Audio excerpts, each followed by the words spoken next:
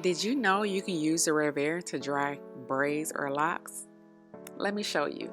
So of course we don't want stiff braids, so as a braider we always dip the hair in hot water, and we don't want the client to leave with a wet back. So here is where RevAir comes into play. Okay, so you want to cut your RevAir on, and then we're going to choose the right heat setting. So I usually start off on a 3.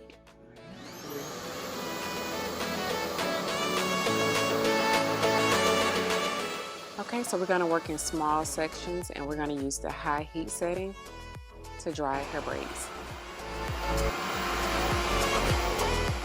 Okay, so always test out a section before you move forward. So I'm going to pull it out and see if I like how dry it is. I'm going to bump it up to a 5, and I'm going to repeat the same step. So 5 was the magic number for us here, so always do a test to see what tension setting you should use and how long. So we did a 5, and we left it on for about 20 to 30 seconds, and we were able to dry her braids.